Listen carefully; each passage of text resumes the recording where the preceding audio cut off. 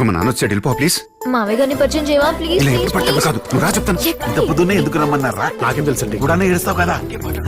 మళ్ళీ నేను డోర్ తీసే వరకు బాత్రూమ్ లోనే ఉంటాను. సైలెంట్ గా ఉండు. Okay okay. శంకర్, నాన్న ఎవరో పిలిచినట్టు అనిపించిందిరా. ఎవరు లేరు నాన్న. లేదు, వినిపించిందే. ఎరా? అదే వాళ్ళు వచ్చారు నాన్న. ఓహో, లేదు సార్, మీ నాన్నగారు చెప్పింది కరెక్టే. మీ ఇంట్లో దొంగోడు పడ్డాడు. ఉరకవే, మా ఇంట్లో దొంగడు పట్టం ఏంటి? సార్, నా కళ్ళతో చూశాను, ఆ బాత్రూమ్ లో దూరాడు. ఓహో, అంటే ఇప్పుడు ఆ బాత్రూమ్ లో దొంగడు ఉన్నాడంటావు? అంటాను. లేకపోతే ఏం చేస్తావు? గుండు కొట్టించుకుంటాను. రండి చూపిస్తాను, రండి. చూడండి సార్, మీరే చూడండి. రే, నువ్వు కూడా చూడరా. ఏంటయ్యా చూసేది? ఎవరున్నారు అక్కడ? చత్వరం వస్తే ఉన్నాయి కనపడవంట, ఈయనకి లేని కనపడుతున్నాయి. పదన్నా. దేంట్లోనే దూరింది, ఏమైంది?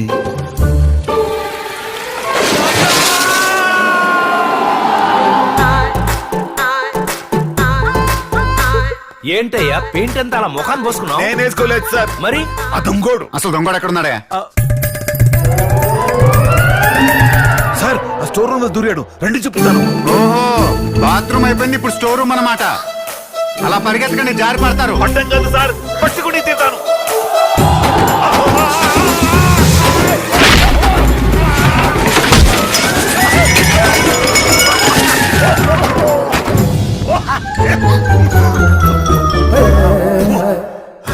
ఏంటయ్యా ఈ అవతారం? దొంగోడు పగబట్టేశాడు ఈ సార్. దొంగ పోలీస్ ఆట ఇంటికెళ్ళి కిరసనాయలతో కడుక్కోండి. టేకప్ చేసిన కేసుని మధ్యలో బ్రేకప్ చేయకూడదు. ఆ దొంగోడిని ఎలాగైనా పట్టుకుని తీరుతాను సార్.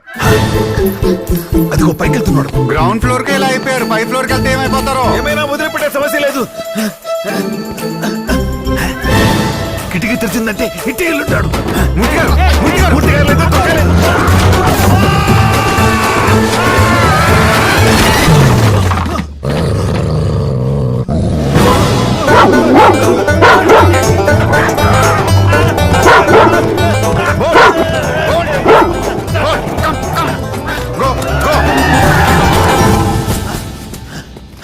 ఏంటయ్యా ఇది? నీకేమన్నా పిచ్చెక్కి? నాకు పిచ్చట్లేదు సార్. గర్ల్ ఫ్రెండ్ ఇంట్లో పెట్టుకుని మీ అబ్బాయి మిమ్మల్ని పిచ్చోడిని చేస్తున్నాడు. ఒరే, నేనే నీకు పెళ్లి సంబంధాలు చూద్దాం అనుకున్నా. అలాంటిది ఏదైనా ఉంటే మొహాట పడకుండా చెప్పి. అలాంటిది ఏం లేదు నాన్న. శంకర్, మావయ్య గారు అంత ఫ్రెండ్లీగా అడుగుతుంటే ఇంక దాచిపెట్టడం ఎందుకు? మావయ్య గారు, ఆయన చెప్పింది నిజమే. అమ్మాయి లక్షణంగా ఉంది. వెంటనే వాళ్ళ పెద్దవాళ్ళతో మాట్లాడి నిశ్చితార్థానికి ఏర్పాట్లు చేద్దాం.